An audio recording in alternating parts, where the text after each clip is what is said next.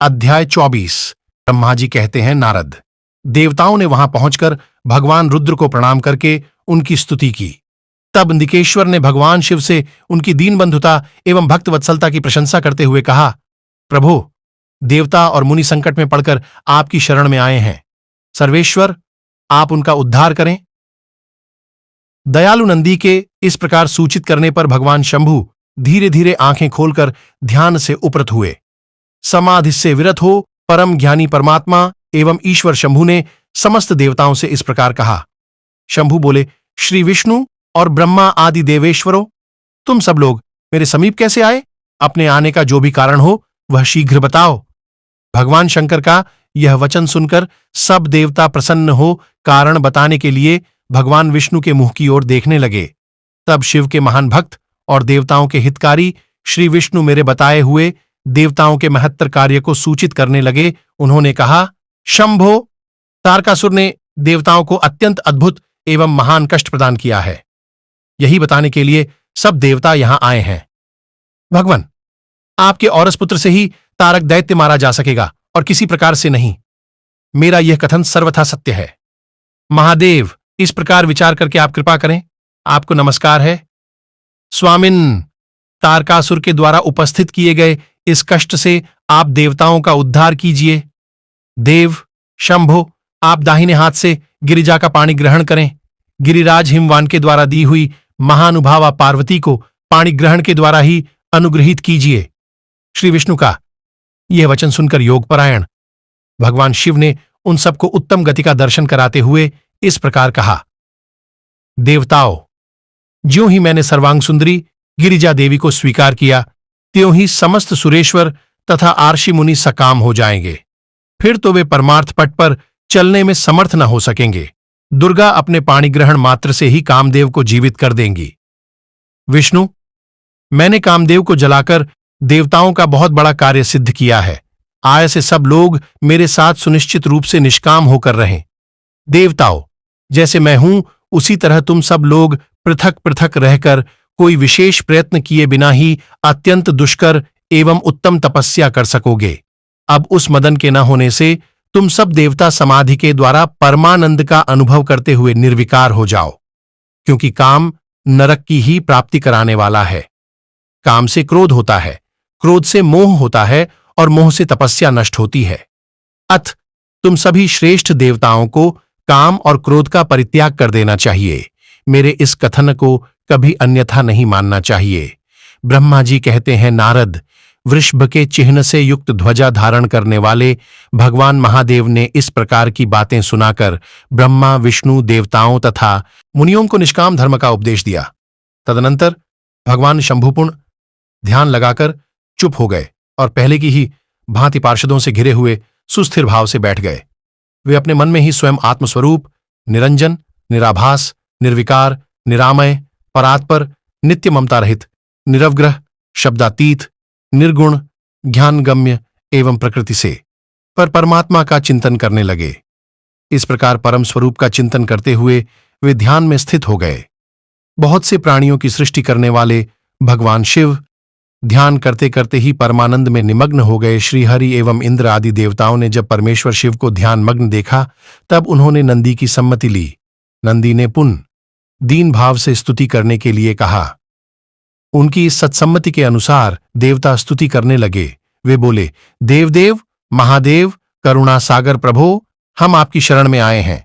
आप महान क्लेश से हमारा उद्धार कीजिए। ब्रह्मा जी कहते हैं, नारद, इस प्रकार बहुत दीनतापूर्ण उक्ति से देवताओं ने भगवान शंकर की स्तुति की। इसके बाद वे सब देवता प्रेम से व्याकुल चित्त हो उच्च स्वर से फूट फूट कर रोने लगे। मेरे साथ भगवान श्रीहरि उत्तम भक्तिभाव से युक्त हो मन ही मन भगवान शंभु का स्मरण करते हुए अत्यंत दीनतापूर्ण वाणी द्वारा उनसे अपना अभिप्राय निवेदन करने लगे। देवताओं के, मेरे तथा श्रीहरि के इस प्रकार बहुत स्तुति करने पर भगवान महेश्वर अपनी भक्तवत्सलता के कारण ध्यान से विरत हो गए। उनका मन अत्यंत प्रसन्न था।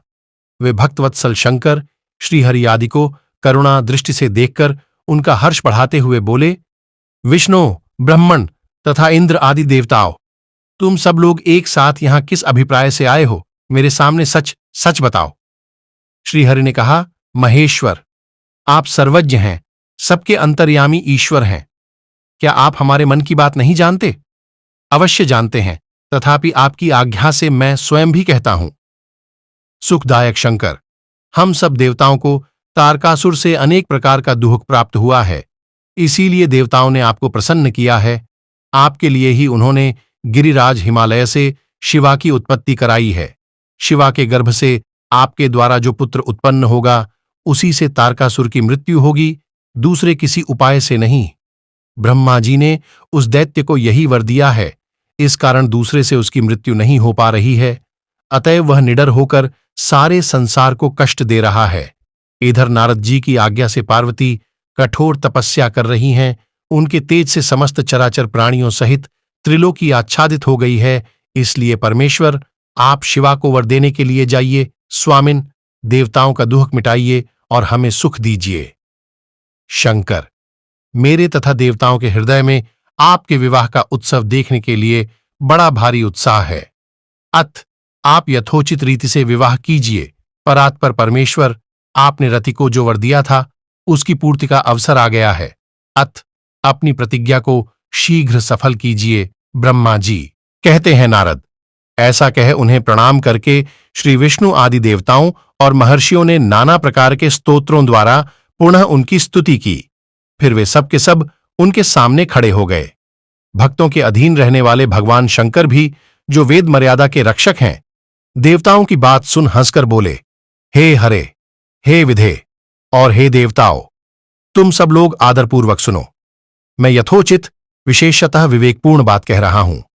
विवाह करना मनुष्यों के लिए उचित कार्य नहीं है, क्योंकि विवाह दृढ़तापूर्वक बांध रखने वाली एक बहुत बड़ी बेड़ी है। जगत में बहुत से कुसंग हैं, परंतु स्त्री का संग उनमें सबसे बढ़कर है। मनुष्य सारे बंधनों से छुटकारा पा सकता है, परंतु स्त्री प्रसंग रूपी बंधन से वह मुक्त नहीं हो पाता। लोहे और काठ की बनी हुई बेड़ियों में दृढ़तापूर्वक बंधा हुआ पुरुष भी एक दिन उस कैद से छुटकारा पा जाता है, परंतु स्त्री पुत्र आदि के बंधन में बंधा हुआ मनुष्य कभी छूट नहीं पाता। महान बंधन में डालने वाले विषय सदा बढ़ते रहते हैं। जिसका मन विषयों के वशीभूत हो गया है, उसके लिए मोक्ष स्वप्न में भी दुर्लभ है। विद्वान पुरुष यदि सुख चाहता है तो वह विषयों को विधिपूर्वक त्याग दे। विषयों को विष के समान बताया गया है, जिनके द्वारा मनुष्य मारा जाता है। विषयी के साथ वार्ता करने मात्र से मनुष्य क्षण भर में पतित हो जाता है।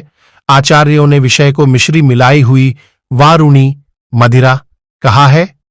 यद्यपि मैं इस बात को जानता हूं और यद्यपि विषयों के इन सारे दोषों का मुझे विशेष ज्ञान है, तथापि मैं तुम्हारी प्रार्थना को सफल करूंगा, क्योंकि मैं भक्तों के अधीन रहता हूं और भक्त वत्सलतावश उचित अनुचित सारे कार्य करता हूं।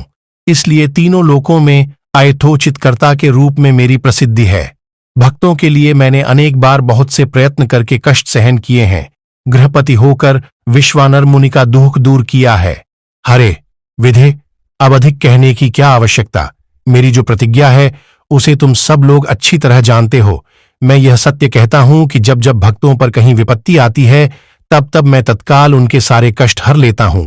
तारकासुर से तुम सब लोगों को जो दुख प्राप्त हुआ है, उसे मैं जानता हूं और उसका हरण करूंगा। यह भी सत्य सत्य बता रहा हूं।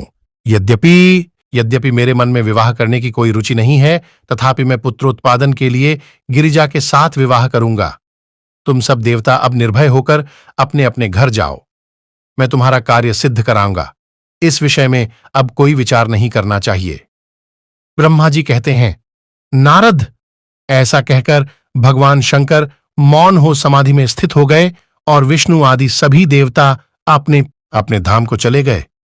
नमः शिवाय।